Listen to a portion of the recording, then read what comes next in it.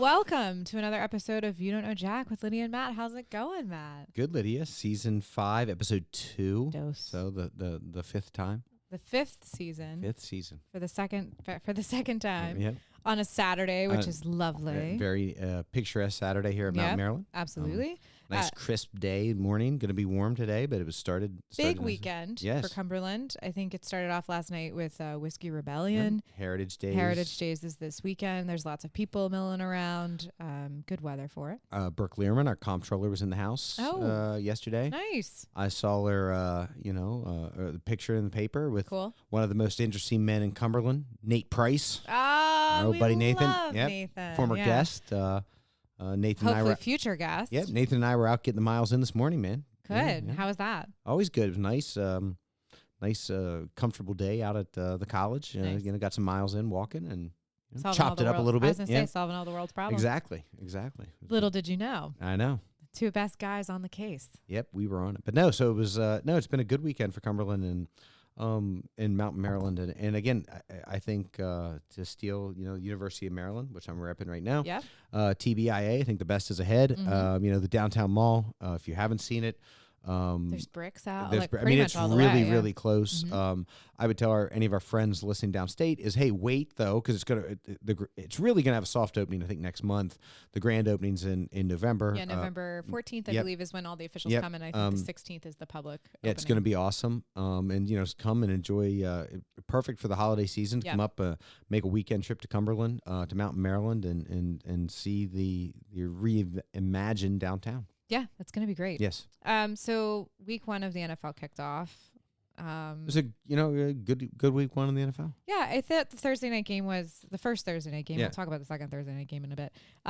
Kicked off with the Ravens and the Chiefs. And it lived up to the hype. Well, it did. It really was. A couple of things. So we talked about the new kickoff situation. Still very strange. That's weird. It looks just stupid. Start on the 20-yard line and quit wasting my time. Listen, if you're worried about injuries, then let's just start at the 25 or whatever, and let's just call it good because it's a waste of time. The kickers are still trying to get acclimated to it, like moving back a little bit to get it in, and like they're trying to. It's like this is way too much work and effort for what it is, and everybody's just going to start on the 20 anyway. So let's just cut the crap and let's do it. There was a lot of flags for movement on the offensive line for the Ravens. It was what they were saying was illegal formation, and what they're saying is if you're a guard or a tackle, your head has to be in line with the center's hip. Okay. Yes. Yeah. And so they were saying, and look, we know that you'll see left tackles and right tackles will cheat back. Okay. Yeah. They're trying to cheat back because look, maybe some of the most athletic guys on the field are the defensive ends because these guys are 6'4", 6'5", 280 pounds, and they can really bend the edge. They're quick like cats, and that's why they play there. That's why arguably maybe the best athlete on any NFL team is the left tackle because that guy is 6'5", 6'6", 6'8", 300 and some odd pounds and is athletic enough to get back there and cut that guy off. Yeah. It takes a tremendous athlete. Oftentimes on most NFL teams, a lot of guys will say, our left tackle might be the biggest freakish kind of athlete. He's the guy that's like stands under the rim and just jumps up and dunks it. Mm-hmm. He's the guy that'll just do weird stuff athletically. Yeah. They're way too fast for as big as they are. They just, but they're trying to cheat, okay? You're cheating. When I say cheat, you're trying to get every advantage you can. Trying to get the best angle, and you're trying to, get the advantage. And so the Ravens kept getting, Ronnie Staley was flagged 3 times in one drive for it. Yeah, it's insane. And... But I will say, if you looked at the Chiefs lineup, though, it looked very much the same. Very similar. And I just am like, you hate to be a conspiracy theorist. That's the worst type of person. But I'm not saying the Chiefs are getting a pass because they're previous Super Bowl champs and it's the first season or whatever, first game of the season. My thing is, like, if you're going to be that on it about it and you're going to call it over and over and over again on one team, you need to be as, strict and on the ball with it. Although don't like a lot of flags. I don't like a lot of policing. Listen, I think if it's not really flagrant, then what are we doing? It's a stupid. It's a dumb. It's thing. a stupid area of the NFL is going to say it's an area of emphasis. It's not. It's not a safety issue. It's like look again. If the guy's clearly in the backfield, throw the flag, okay.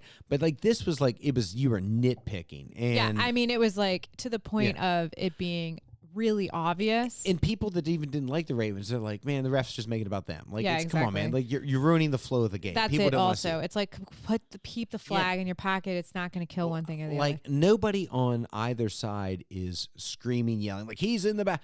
No. No. You hold a guy, yeah, they're going to be mad because that's potentially a big play. Yeah. I'm saying everybody does this. It's one of those things. It's not a safety issue. It's not. It's like. Do you think it's just like a power trip on the ref? I think everything is a power trip on the ref. I think so too. But no, I just thought it's a weird thing to say we're going to make that an area of emphasis. Yeah, there's a lot of other things you could be doing. It's like, right. It's, if you're saying like, we're going to make illegal contact on receivers an area of emphasis. Man, these guys hand joust the whole way down. Mm-hmm. That is what football, like that is not what you want to make an area. No. Right, when you're talking about illegal contact or interference, did somebody get an advantage? Right, okay? exactly. If it creates an advantage, then you're going to enforce that penalty. There's no advantage. In right. Like I get like the horse collar, the hip drop, because their injury is they can hurt guys. Yes, okay? of course. This is not a safety issue. It's also like if you're going to look on the offensive and defensive line and we're going to enforce emphasis of illegal hands to the face. Man, these guys' hands get in towards each other's face all the time. And it's like, just what because hill are you willing to die on? It's because here? the leverage, the angle, your hand's just going to like you're not trying to put your hand in the guy's face. You're trying to get it on their chest, but it's going to slide up, and it's just part of football. Like it's part of that's football. Not something you it's make. It's also like a reflex that you put your hand out when you're moving forward, Yeah. so you don't fall. The other thing is like, look, hopefully this doesn't happen again, but like the refs got flag happy, and then and they knocked it off after the first one because you're just like the crowd wasn't into it. Yeah, it's like what are we doing? They're interrupting the flow of the game. Interrupting the flow of the game. But the Ravens defense looked really great. They look pretty solid. I thought Kansas City put them in some formations that took advantage. What Kansas City did was really good, and this is going to be kind of football nerd stuff. Yeah, sure. Is what they would do is they would take their running back or their fullback or their tight end and split them on the wides. Yeah. Okay. So what happens is generally your cornerbacks are going to take the guys on the outside. Yeah. And what they were doing is putting their receivers on the inside, and you're putting a match up with like a linebacker on a wide receiver. Yeah. So sort of formation-wise, Kansas City made plays underneath because it was schematically a very good scheme. Sure. And the Ravens, I think, new defensive coordinator Zach Orr just took over because Mike McDonald's now the head coach of Seattle. Yeah. I think they were a little slow to adjust. Yeah, but I mean, so it's it the was a first good game of the right. season. No, but it was a very good scheme by Kansas City. Yeah. So I think you saw that. I thought Kyle Hamilton, they looked like they didn't exactly know how to use him, which a lot of people think could, he's a guy that could be like the defensive player of the year. Sure. He's a dynamic player that can just affect the game at multiple levels. So I think there's areas of opportunity for the Ravens. I mean, there's room for improvement, but I will say that they played a really tough team. Oh, absolutely. So they played like at home in a hostile environment. Right. They played really well for the environment they were in for the first game of the season. Absolutely. I think if that's a litmus test for what they can prove or what they can like totally bring to the table this season, I think we're going to be in pretty good shape. I think it's.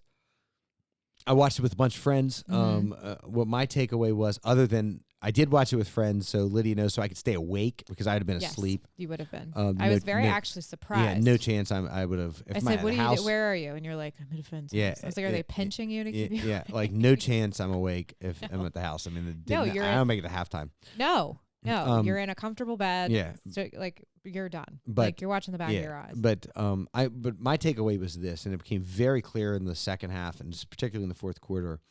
I mean, I understand Pat Mahomes was on the field. I'm not taking anything away from him. It was abundantly clear to me that the best player on that field was Lamar Jackson. He had a great game. He did. And by the way, like, if I'm not a betting man, it became clear to me after week one, obviously injuries, anything can happen. Like, if I'm putting money on somebody to be the MVP again, it's probably Lamar Jackson because he's the most dynamic dual threat player we've ever 100%. seen. I mean, you can talk about guys that flashed, that had moments, but for any number of years to be this dominant running the ball. I mean, you saw Chris Jones, who is a phenomenal defensive player, literally on the sideline just sucking wind. He could not. No, you can't catch him. He's like on oxygen. Yeah, I mean, the sidelines. it's not for not being in shape, but Lamar Jackson just does that to teams. Yeah, and he just demoralizes teams. And, I mean, he made a perfect throw. He missed the throw the play before where it could have been a touchdown. Made a great throw to Isaiah Likely. Yeah.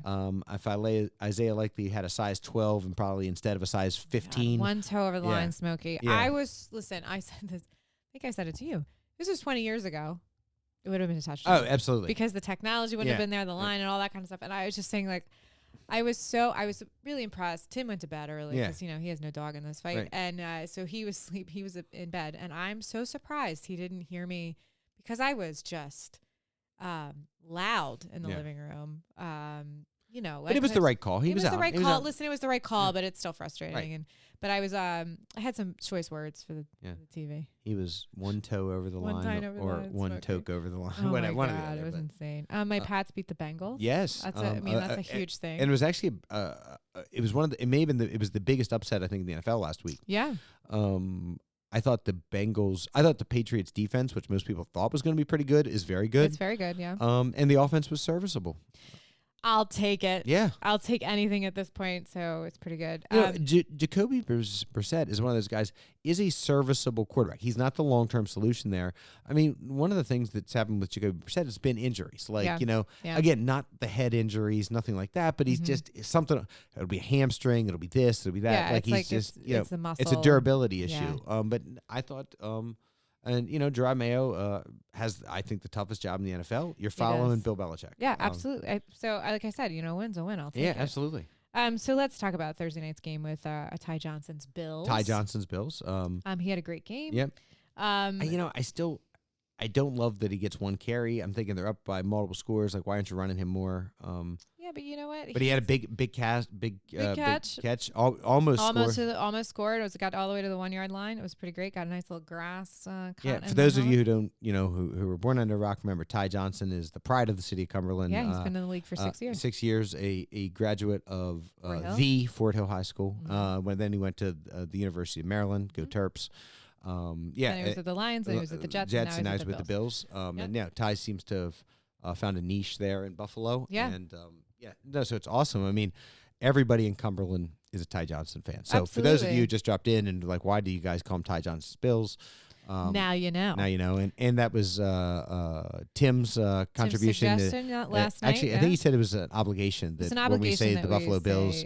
Ty Johnson's Bills. It's sort of like when you say, Muhammad, you have to say peace be upon him. Just like you say the Buffalo Bills, you have to say Ty Johnson's Bills. I totally agree. So Ty Johnson's Bills, they handily won over the Miami Dolphins, which brings us to the big moment of the NFL so far. So listen, if you are new here and you haven't listened to our previous seasons, I suggest you go back and listen to a couple of episodes. In 2022, we talked about Tua's original 2 back-to-back concussions because the NFL hadn't changed the rules. So, but since then they have. He suffered another concussion in the fourth quarter, and his body went limp, and his right arm exhibited fencing behavior, which is the splaying out to the side and rapid movement. The unnatural position following a traumatic brain injury, and he stayed on the ground for a few moments. The training staff helped him off the field and escorted him to the locker room. The thing that's different about this versus the last 2 concussions he had, one, he was carted off the field. He couldn't get up. Yeah. This, he got up and walked off. Hazed for sure. Yes. Disoriented. And he was ruled out minutes later. So it begs the question again, should he hang up the cleats? And several former NFL players are calling for his retirement. And the NFL really needs to do the right thing here. You and I have talked about this. You say, listen, he's independent person who's an adult and he can make his own decision. I think so.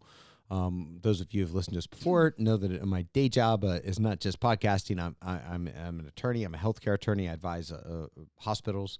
And one of the things, and it's very frustrating to healthcare providers, when I will look at them and say, listen, competent adults get to make bad decisions about their health and well-being. Now, my argument is that, yes, competent adults should be allowed to make their own healthcare decisions. My qualm with that is that now we know that this is a person that has brain damage. One would think. From multiple. I mean, the hypothesis should be this is a person who's had 4, possibly 5, because he probably had them in college. Yeah. Well, they did track one back one. to Alabama. One so back they to said Alabama. 1 in Alabama and 3 in the NFL. Okay. So 4. So 4 total. Or this may have been the 5th. This, I think, is the 5th. Right. So this is the 5th. In the last 5 years. One every year for 5 years.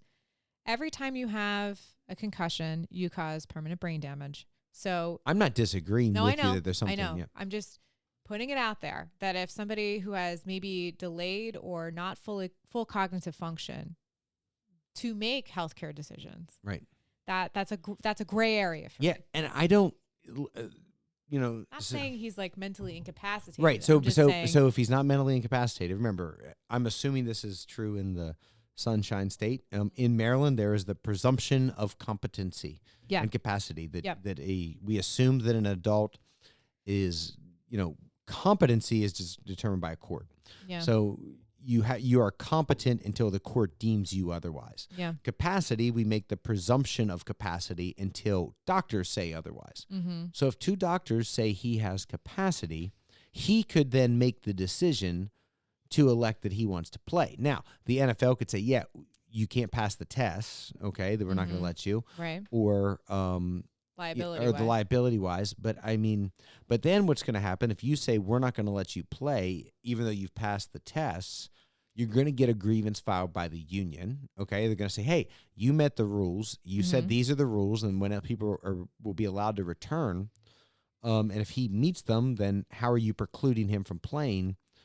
It's a very difficult situation, but ultimately it's him. I understand this. And I said, so if you take football out of the equation, okay, let's say this person was, let's just do this. 26-year-old man presents to the office, multiple head injuries due to falls. Right. Okay. Impact. Patient exhibits mild form of, cognitive delay, all the things that you would see in a brain and head trauma for over 5 years. You ask the patient, what do you do for a living? Right. The patient says, I am a bull rider. Right. I ride bulls, right? Okay, great. Okay, well, you can't be doing that anymore. You would certainly advise them. You would advise them and say, like, listen, this is not good for moving forward. You're 26 years old. I think independent neurologists might give of that advice, the same as they'd give to the bullfighter or the bull rider. Yeah, exactly. But guess what adults get to do? They get to do whatever they want. And I know this because I've had patients do the same thing, and it's frustrating as a medical provider to say, like, listen, it's like you're diabetic and you're eating sweets or whatever. Or you blew your knee out in a football game and now you want just to brace it and go back in and play. Right. And you're like, no, that's not how it works. And it's also sort of like the long term. My thing is I'm looking 10, 15, 20 years down the road. I don't disagree with that. So it's hard for me so when 2 is 20 years from now, he'll be my age. I understand. I get that. Because he's only 26. I'm saying. But you didn't have traumatic. You correct. Haven't had 5 that's what I mean. Brain injuries. Yeah, exactly. So, I mean, I think that. Not that I know of. Right. Where am I again? That's true. Who are you? We're on Podcast Hill. But it's very nice here in Alaska. It is very nice. Yeah. The sun never sets. So my thing is he's very prone to head injuries. Once you have a concussion, it's like spraining an ankle. You're more prone to getting more head injuries because it. So with former back-to-back concussions, the NFL made updates to their protocols, which is why he was ruled out minutes later this time.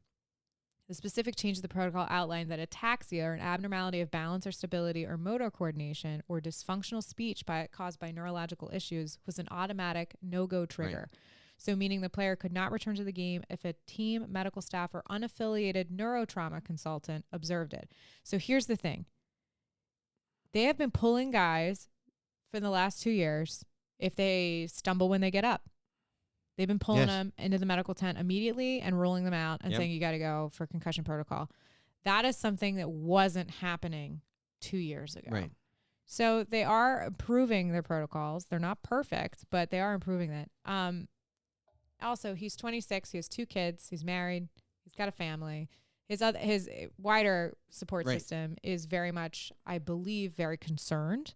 And I think that he's out for 10 games. Like, he's done.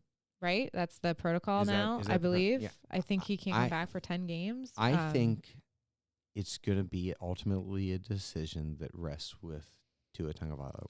I agree. And if he listens, Right. if he listens to this podcast, which he probably doesn't, Here's my but he might. Here's my prediction. Mhm. Tua plays football again.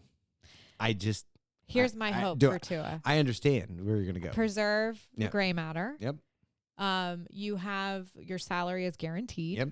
You have enough money to live comfortably. Right. He got that second contract. He got that bag. He got his money. Yeah. My thing is like you got your money. Take the time to heal the brain the best you can. Hire the best specialists. Do the best things that you can for cognitive function, and hopefully you delay any sort of long-term effects that you are going to encounter as you get older. The other thing is you could be an advocate for people for concussion protocols. You could still be a part of the Miami football team in a way that is productive to you and makes you feel like you're still involved. You can also do something different and allow yourself to do something outside of the focus of football. We know how hard that is for players transitioning from one to the other.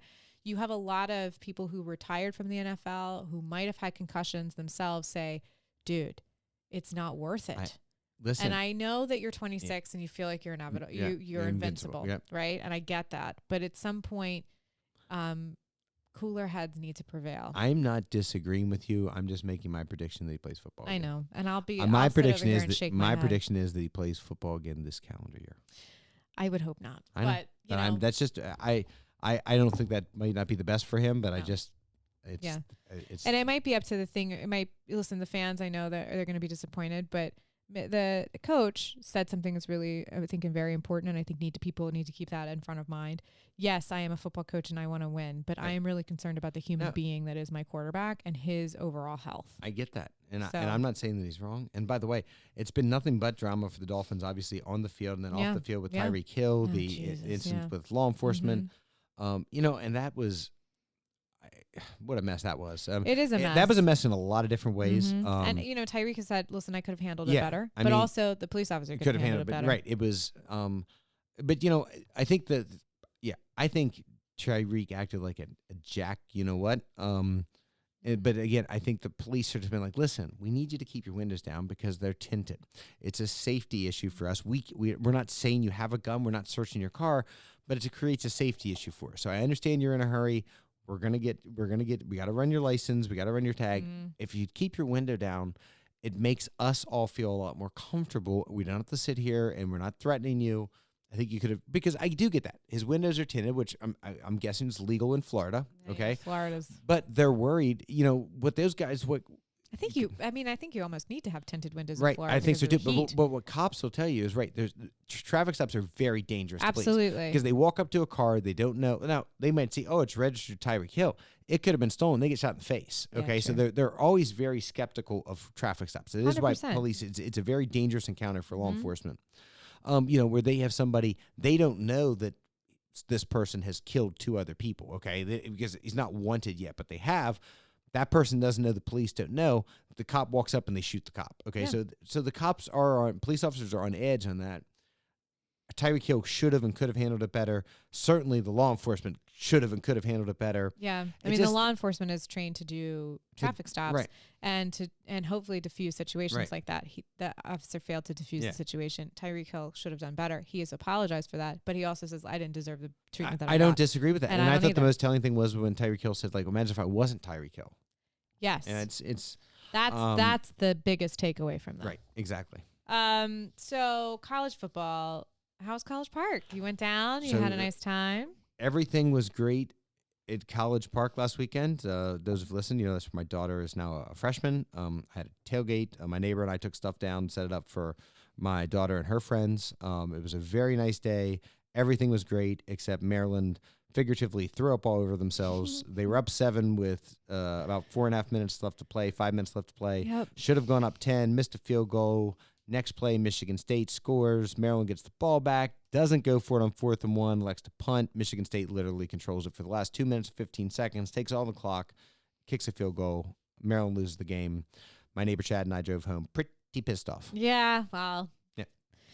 Well, but you had a good time. It was a good time, good weather. It was obviously can't control the outcome. Great but you to had see a good my time. daughter Nice. and some of her friends, some of her new friends, some of her friends that were with her in high school that are there as well. So it was everything was great, but the result. Yeah. So Maryland takes on Virginia this week. Yeah, a big game, and it's in Charlottesville. It is, yeah. Historic ACC rivals. It's a night game in Virginia. It's going to be a good and game. Listen, Maryland fans were pretty upset last week. And Coach Loxley, who I'm a big fan of, was taking some criticism because Maryland has expectations are moving where Maryland thinks they should be better. They have the talent, and they can't let games get away from them like this. And this was a winnable game, a game that needed to be won. Yeah, they didn't. And people are so a lot of pressure on. Look, Loxley's not getting fired or anything. No, but there's just a lot of pressure on Lox this week to win this game. To get this on to get a win. So OSU is off this week. But it is and Michigan lost to Texas. Yeah. Woo! I'm happy about that because I hate Michigan. Hook 'em. Horns up. I tell you what, Texas, very good football team. Yep. Very good football They are team. very good. They're going to be a handful for everybody. Ewers, the quarterback, definitely a Heisman favorite. And they went into the big house, and it's not an easy place to go play. It is not. There's a lot of Texas fans there. Yeah. But UT travels in a very big way. They do. So it's that was clearly the big game last week. And I thought, I thought Michigan equated itself pretty well. I just thought, but look, you're the University of Michigan. You're the all-time winningest football program. Talk about a place that does not believe in moral victories. No. Okay, and so good for Texas. Yeah. Yeah. This week is really the low light though was Notre Dame literally crapping the bed. Yeah. 2 blocked field goals, losing to Northern Illinois. One of the guys in our office, big Notre Dame fan, Jack McMullen. Shout out to Jack. He's 91, Jack. Still working every day. Jack's like, man, you never want to play a team with North in their name. It's just like North Dakota State, Northern Illinois, These are games that he's like, they just speak. This is before the game. He's like, that's a trap game. Anytime they have a North in their name. And so they got him. And they got him. So it is the state versus state games this week. So we've got Colorado versus Colorado State, Utah versus Utah State. We've got Oregon versus Oregon State this week. So it's actually a relatively uninspiring weekend. Not a great, but I think I just thought it was interesting that we're doing all the states versus state schools this week. So. Well, these also used to be games, conference teams. They play at the end of the year, but now that they're not on the same conference. Exactly, they're doing it in the beginning. Yeah, because Oregon versus Oregon State, known in the Pacific Northwest as a Civil War. And Maryland and Virginia was always a rivalry game at the end of the year as well. I think they played for the Governor's Cup or something like that. It was... But no, so there's some interesting games, but not a lot of games that are moving the needle. No, I'm not going to be upset if I miss any games this week. Yeah, there's nothing. The Maryland game I might the one watch. is I'm probably most likely to watch. By the way, no chance I see the end of that game. No, none. What are you, nuts? Yeah. That game won't be over till midnight. You have no chance. You'll watch the highlights. Yeah, in the exactly. So WNBA, the postseason landscape is completely fleshed out. We've got the New York Liberty, Minnesota Lynx, Connecticut Suns, Las Vegas Aces, Seattle Storm, Indiana Fever, Phoenix Mercury, Chicago Sky, Atlanta Dream, and the Washington Mystics. Our little Mystics are in there. Yep. So it looks like it's going to be a pretty good postseason. I think they're going to start the postseason run, this upcoming week. I think that's right. And look, she's been everything that the NBA. Look, Caitlin Clark is not the best player in the NBA. Nope. Or WNBA. Excuse me. It's the player from the Aces. Why am I blanking on her name? She just set the all-time scoring record in a single season scoring record. Yes. I'm blanking on her name. Yes. Is clearly the MVP. I think she's a 2-time MVP. She's going to be an MVP again. Yeah. Just a dominant player, and it's embarrassing that I cannot think of her name right now. But I will tell you, Caitlin Clark set the all-time assist record in the WNBA. She did. That happened last night. I'm telling you, this is what she's. Again, when Larry Bird and Magic Johnson came to the NBA, they weren't the best players in the league instantly, but they brought the most sizzle. And what Caitlin Clark has done is brought the most sizzle. And that is good for every player. Yeah. Listen, I think every player in the NBA still should send Larry Bird and Magic Johnson $10,000 each because they're all making the money because of those two guys. I think, it's Caitlin Clark, it's Angel Reese. They're not the best players. I understand that. But they have the notoriety. And that's the thing. But they brought that, and it makes everybody more money. And I think that, yes, exactly right. And so you're going to get the same thing next year with Paige Bruckner's because the thing is these women have internal fan bases that already support and follow them wherever they go. So that is the key. Yeah. She has 317th assist last night. And by the way, there have been some really good point guards. I mean, Diana Taurasi and Sue Bird just jump off at you right away. Yeah. They've never had this many assists in a WNBA season, and they are elite. They were at any given time the best players in the league on their, at any given time, and never had that many assists. Right. So that's really a testament to. I think it's also a testament to the misconception that people have about Caitlin Clark, that she's just coming down and chucking the ball up. No, she's a very good passer and I also think features that again. See Magic and Larry Bird, right? Two exquisite passers. It's the style of game that she plays, and she's always done that. She's always had high scoring and high assists, even in through college. But 317th of the season, surpassing Connecticut Sun star Alyssa Thomas that posted last season. So I feel like that's a high number. 317 assists, that's a lot. So she's got handling the ball obviously a lot and moving it around, which is good. But yeah, I think it's going to be good to see the playoffs. I'm excited to see the playoffs. It's going to be some good basketball we can watch. Again, if you are an Amazon Prime subscriber, Ion is in a part of your package, and you can watch that anytime you want, and it's really fantastic. Yeah, I think it's going to be I think if I'm looking at a sport, they're talking about what's trending. The WNBA is trending the right way. We're not going to get into it other than when their commissioner just literally talk about vomits on yourself. I mean, we won't even. It's really not. It doesn't help the WNBA. It doesn't help it. But it doesn't help it. But I mean, I think you've got a commissioner that could be better, and they have a commissioner that seems to, every time they're confronted with an 50-50 chance to do something that's going to work out well, they will pick the wrong way every time. I agree. I think she's not forward thinking. I'm not convinced that there won't be a change, but I think the right commissioner kills it. The WNBA can really take off. If I was the WNBA, I would be going to. Can I pick up that underrated person, man or woman, or however they identify, in the NBA that's sort of because the NBA is so good at marketing, branding. They've really expanded. Adam Silver is really good at that. Like, can I pick off one of Adam Silver's lieutenants? Because the NBA is a huge proponent, so they're not enemies to the WNBA. No, they're allies. And, do you get somebody? Hey, by the way, I'm looking at someone who ultimately runs the WNBA, and give it to you two ways. So look, either one, do you want to be to the WNBA what David Stern was to the NBA? Yeah. Okay. You can really, that league is still in a position where somebody can truly make their mark, and they will go down in the annals of. I mean, look, David Stern is not the first commissioner in the NBA. David Stern is recognized as the commissioner in the NBA. Yeah, and I don't think this woman, the current commissioner from the WNBA, she's not right.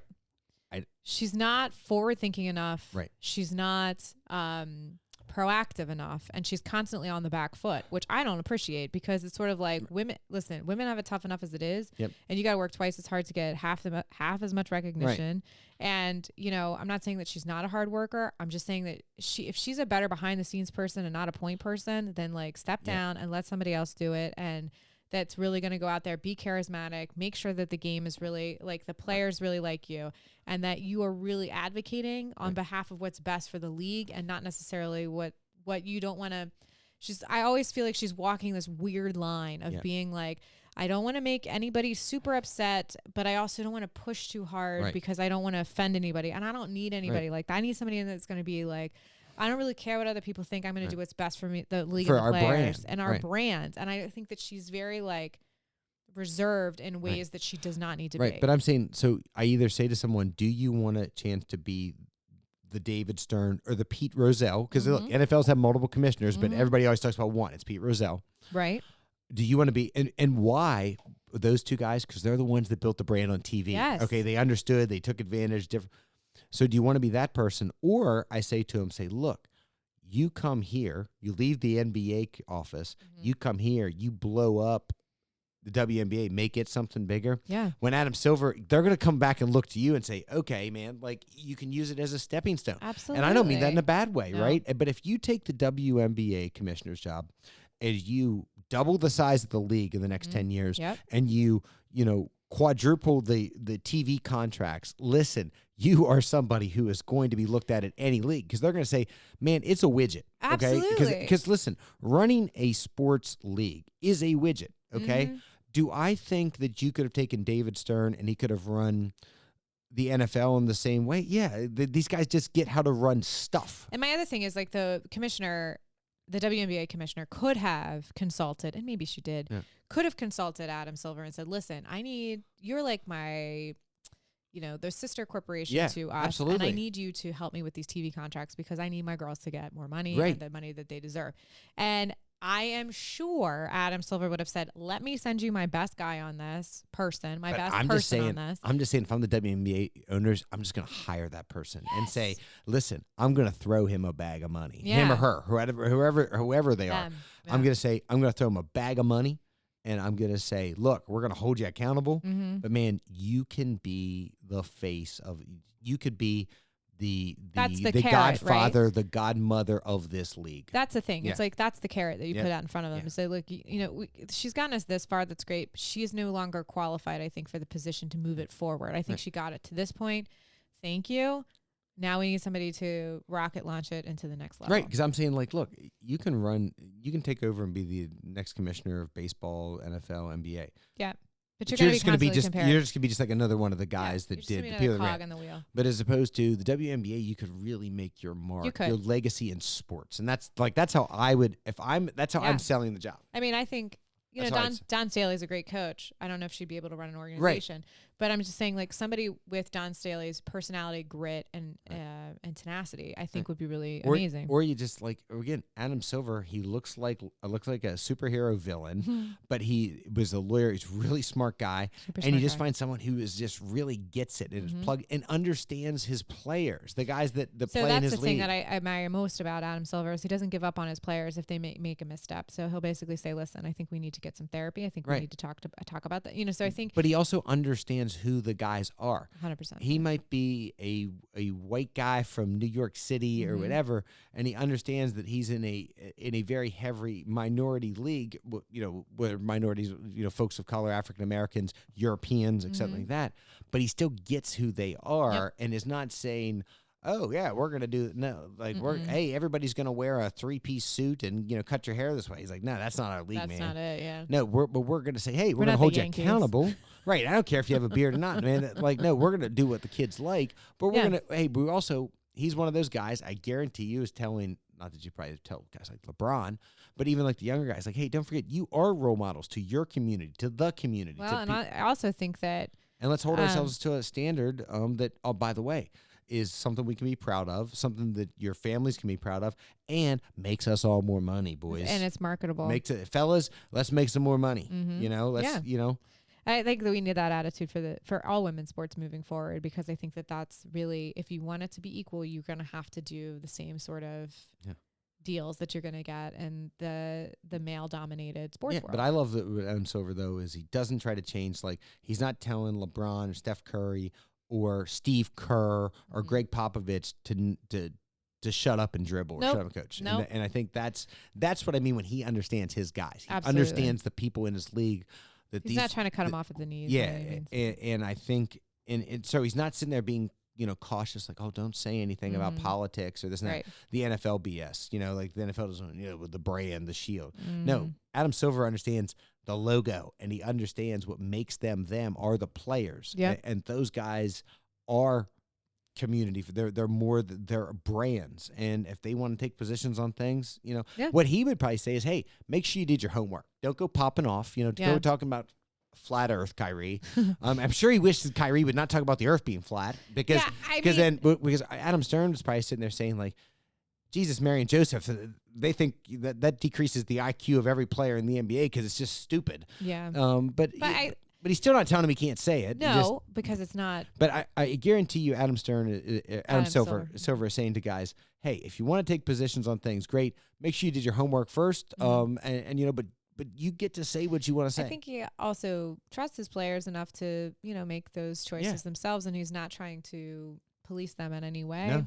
And I think that, but what I'm saying is, I think now is the time, especially in women's sports, whether it's the National Women's Soccer League, which is also starting up this week, or WNBA, you have to be tenacious, and you have to go after things, and you have to really push. Now is the time to push.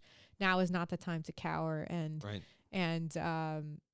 you're gonna have to be okay with making big swings and sometimes missing, and that's okay. they did that early on. They expanded too quick and they pulled back, and now they didn't expand quick enough the second time around when they got the chance. So hopefully we get something a little bit better in the future. But for right now, we're just stuck with what we got, and hopefully we'll improve. So let's talk about the future. Let's talk about the future. Well, MLB first, there was a change up. Sorry. AL East standings with the Stankies leading the AL East, and the O's are in second. Orioles are in tailspin right now. Yeah, and the Red Sox are in third, which I'm excited about. And all these standings are the same with the Phillies, Mets, and the Braves. Okay, let's go into the future. Talking about the future. We're going to talk about the debate. For those of you who don't want to talk politics, now's the time to turn the podcast off. Hopefully you don't, but Yeah, just listen. We got some good stuff. I did not watch it again live in real time. I just read about the outcome the next day. I don't feel like I miss out not watching it live. I agree with feel that I watch other people kind of go into tailspins when they're watching it live, and the anxiety of watching it and the outcome and everything else. I'd much rather watch a baseball game. Yeah. And I'd much rather, actually, I think I did. I'd much rather just not worry about it and be able to see the outcomes of what happened later, because I don't affect the outcome of a debate by watching it or not watching it. Same as a sporting event, right? Correct. So I viewed it that way. Mm-hmm. And I ran into somebody earlier in the day, and they're like, "Oh my God, are you watching the debate?" And I was like, "No." And they were like, "Why? Why are you going to watch it?" I said, I'll watch it, but I'm not going to watch it live. Why? And I'm like, well, why should I? I'd rather do other things. Right. I said, I'm not going to I said, it makes no difference to me who says what at what time. And I said, there's no reason for me to get upset or anxious about it. I agree. I get that. I do. Yeah. So the highlights were the economy, and the fact that she was able to lay some really good bait, and he took it every time. So he off-balance responses from him almost immediately, especially with her, and just right off the bat, introductions. Yeah, she walked over in his space, shook her hand, and introduced herself. I'm Kamala Harris. Kamala Harris, yeah. And so my thing is, if people can remember that far back when 45 was debating Clinton, where he kept trying to crowd her, he basically was had displayed predatory behavior behind her, like stalking her, when they were doing the town hall. Yeah, exactly. And so what I liked about this with Kamala is that she's like, I'm suffering no fools. I'm going right over. Right. I'm going to go in your space. I'm going to make you uncomfortable. Right. I'm going to make you feel as uncomfortable as you look in the moment. And I'm going to do that. And I think that was great. He was not going to go over and introduce himself at all. She was successfully shifted the debate focus away and his narrative on the economy pretty quickly. Yep.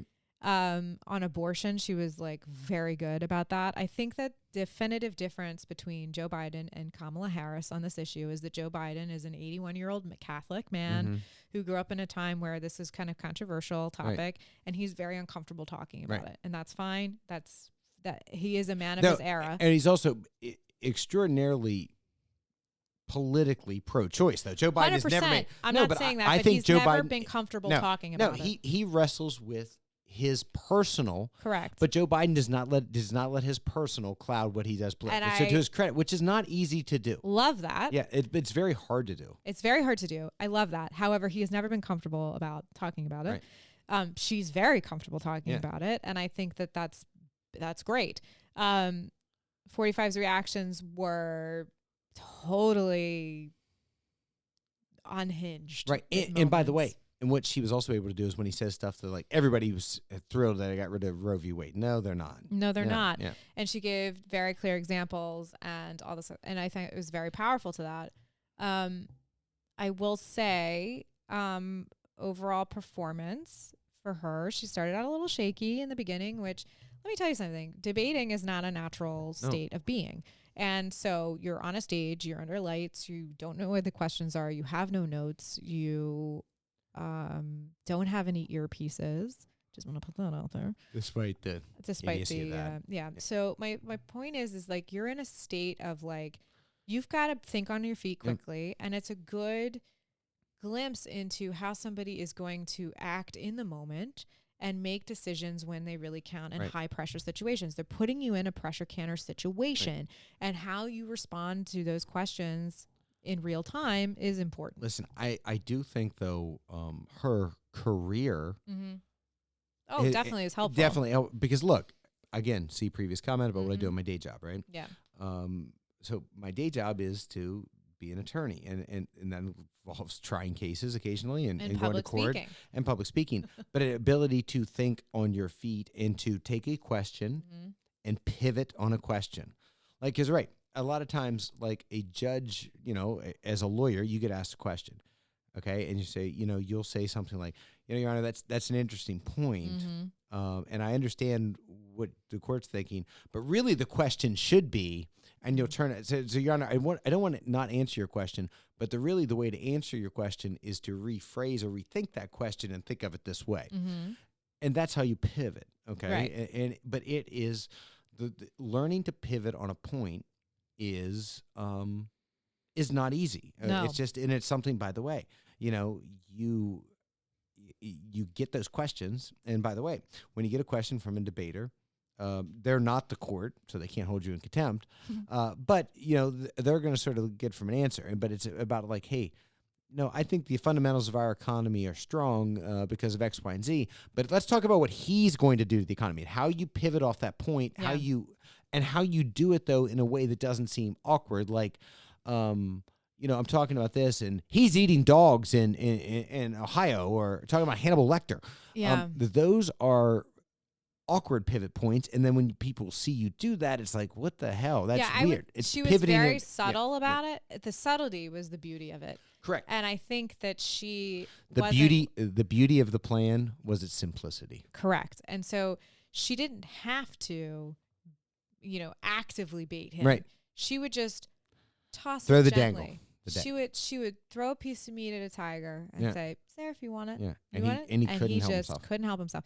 And I mean, she had him off when she started making fun of his crowd size and people leaving. Like, he was done. He was done. He went postal. It's the whole that is his whole thing is built on that. Well, he's a narcissist. Yes. And so if you have somebody who's a narcissist and you take away their accolades and people liking them, then that really goes against. He's very insecure, and so if you say, "Hey, your crowd size is," people leave because they're exhausted and there's not that big, and you're boring. It's sort of like those are cuts deep, and I think that those are ways. But that was smart. It wasn't saying like he's an idiot, as opposed to saying like when she says that, say, I'm not exactly sure why the vice president's so concerned about how many people show up to my crowd. I mean, what she should be concerned about is the economy and how many Americans are showing up at food banks and unable to feed their kids. Like, that's how Or how about this? That's how I pivot back. Or maybe she should be concerned not about my crowd size. She should be concerned about the size of the people coming to our borders, because, her failure as the borders are to take care of this. I'm just giving you an example how one could pivot. Also, I felt like and same to her, my point on the tariffs. Yeah. Yes. Acknowledge that he maybe got 1 out of 1,000 things right. Okay. Acknowledge that and then say, yes, but we also expanded because of this, and this. That could have really. I think though, I don't think that 45 actually knows what a tariff is. No, I don't think so either. I think it's just like sort of it's just a word that... It's a word that somebody planted it. Because you have like really smart economists saying what that really becomes a tax, and it's going to be... Look, if you put a 20% tax on Chinese goods, fine. They're just going to increase the cost by 20%. Yep. So, and then who's increasing the cost who's on the that consumer? It goes to the consumer. It's just like, so... You're worried about inflation. So my friend this morning brought up this point and said, why does he keep talking about Hannibal Lecter? Because I think when he hears the word asylum...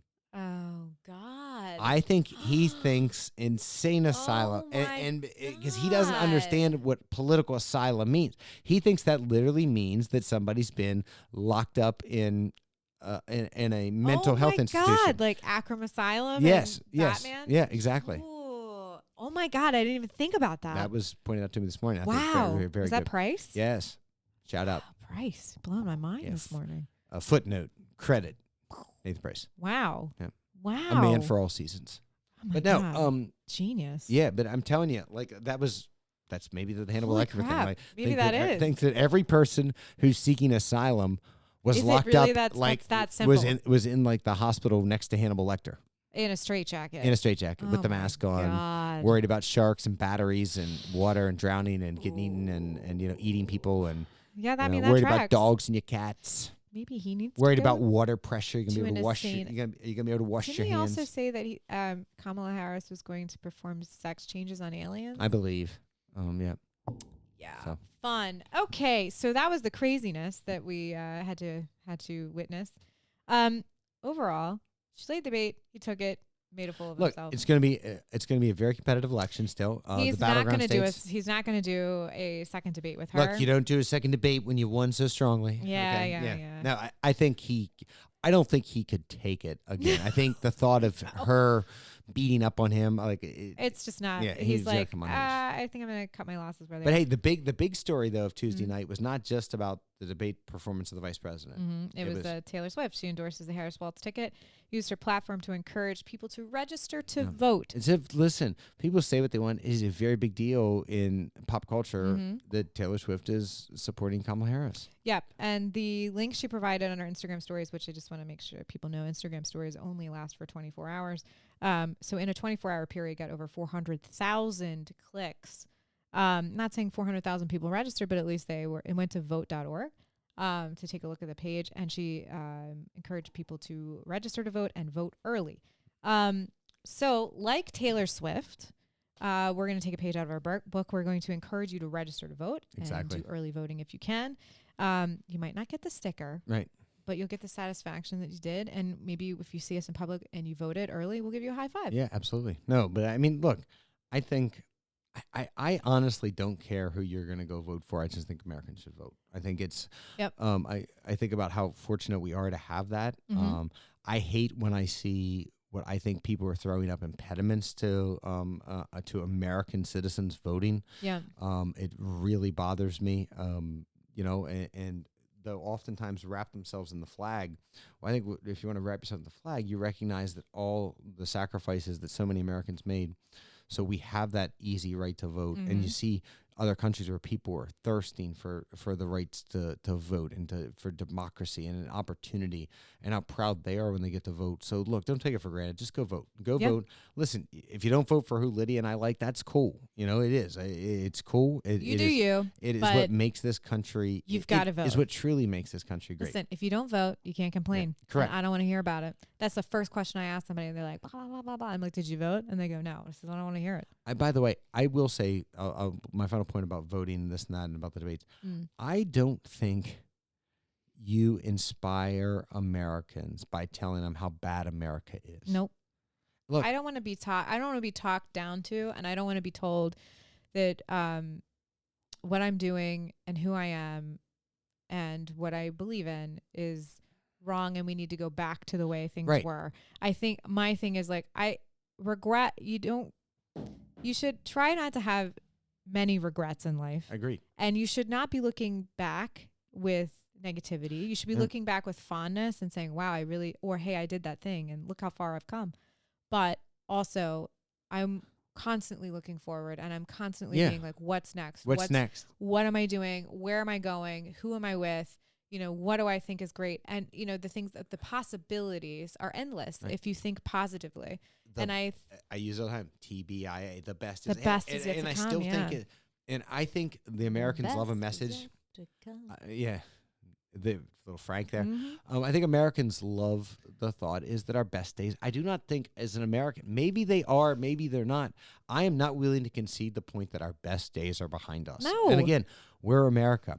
We will make mistakes. We will do things that are wrong. Yeah. By the way, one of the great things I saw recently was George W. Bush talking about what you're seeing right now in America, this nativism, this anti-immigrant. But he's talking about points in history. He said, we've seen these inflection points, and usually what they are is they're a harbinger of when we actually make great progress. Absolutely. We make a more perfect union. Yep. We saw this the tumult in the struggles of the 1960s.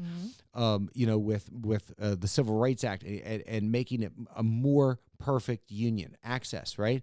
What did we see in the 70s? We saw the expanse of minorities in terms of the playing field becoming more level. We saw the women's movement and the women's opportunities for women become better. not level, Yep. but they grow. And that his point was, hey, in the 20s and 30s, we saw this nativism and we saw this isolationism. And then after the war, you saw the expanse of America. And we just boomed into a superpower, and we just took control of the world. We were the beacon of the world.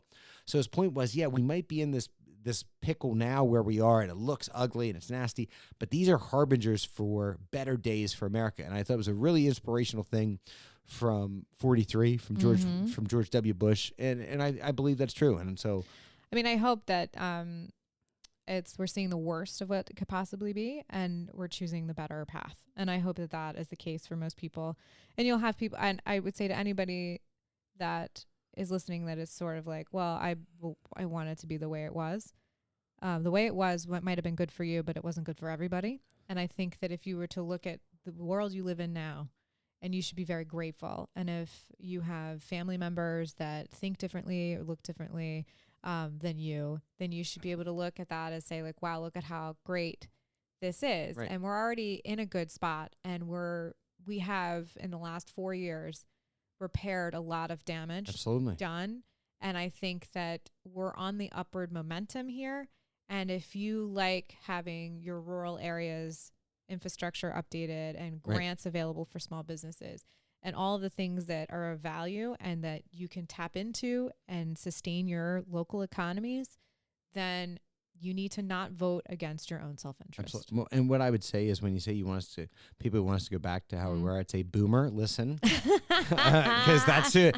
I said, boomer, we don't go back. Americans don't.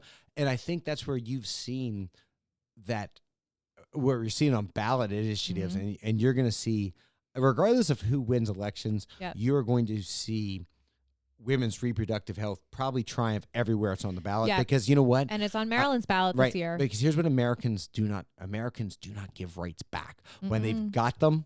Yeah. Okay. Americans do things that you cannot do to the American the American populace is they do not give back rights once they've got them.